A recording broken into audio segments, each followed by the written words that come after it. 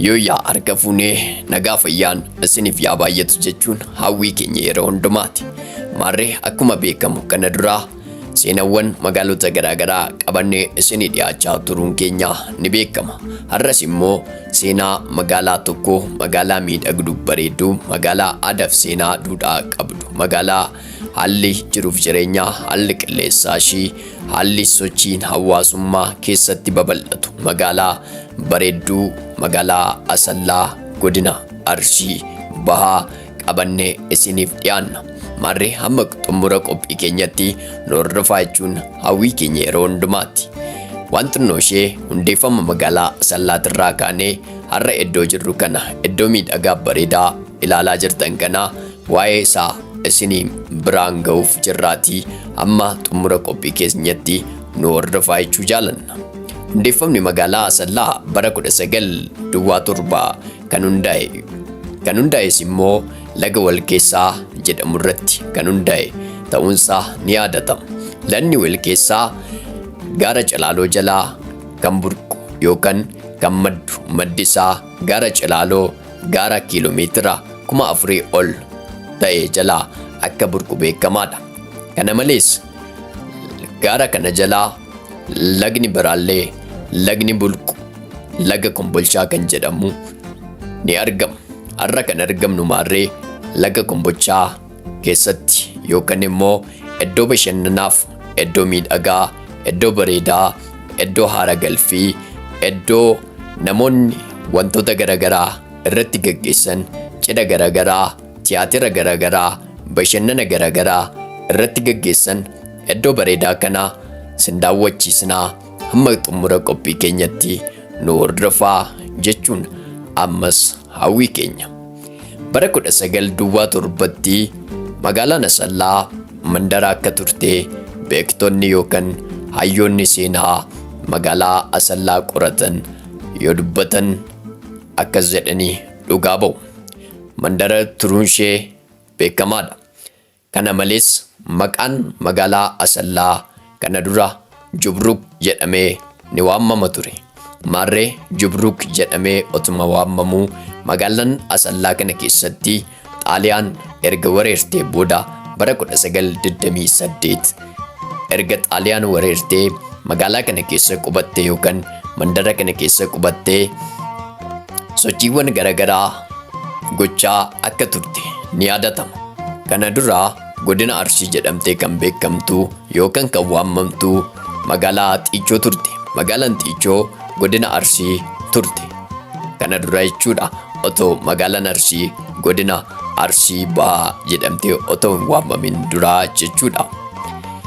Ergasii erga Xaaliyaan bara 1928 magaalaa Asallaa irratti qubatteen booda sochii garaagaraa gaggeessaa turuun ishee ni yaadatama. Sochiiwwan isheen gaggeessite keessaa kan akka mankuusaa garaagaraa ijaaruun, sochiiwwan garaagaraa gochuun yookaan immoo godina Arsii magaalaa Xiichoo irraa fuutee yookaan geeddartee gara magaalaa Asallaatti fiduun sochii garaagaraa tolchitee hojjechuun ishee ni yaadatama. Kanaan otoo jirtu jeneraalli Ingiliis yookaan waraanni Ingiliis magaalaa Asallaarra erga qubateen booda Xaaliyaan bara 1933tti magaalaa Asallaa gadhiistee sokkitee jechuudha.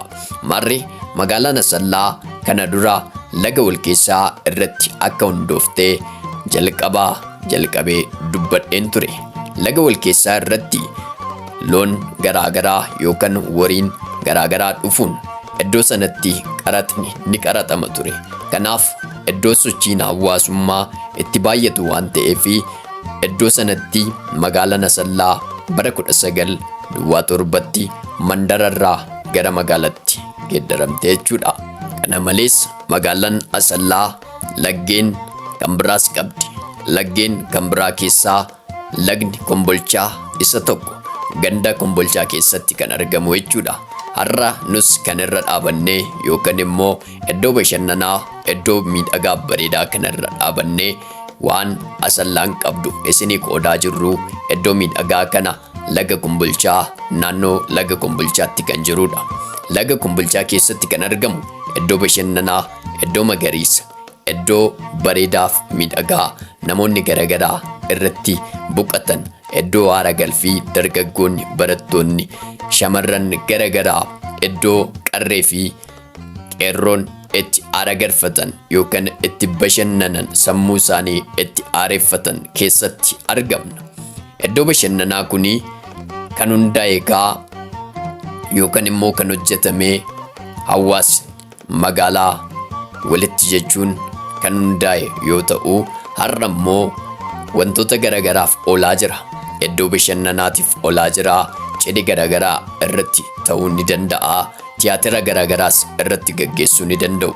Maaliif jennaan iddoo hawwataadha waan ta'eef. Kana malees namoonni irratti gurmaa'anii madda galii godhatanii naannoo kanatti gurmaa'anii yookaan immoo naannoo kana kunuunsaa jiran akka dubbatanitti iddoon kuni iddoo balfa garagaraa yookaan kosiiwwan garagaraa irratti gataa turan akka ta'e dhugaa ba'u. Maarree har'a akkasitti hawwatee bareedee iddoo magariisa namoonni aara itti galfatan kana ta'ee bareedee tolfamee kan bareedu kana akka argitan kan taasisan namoonni akkas jedhanii dubbatu. Iddoo barfi garagaraa itti gatamaa ture har'a akkasitti bareedee iddoo aara galfii ta'uu isaatti baay'ee akka gammadan dhugaa ba'u.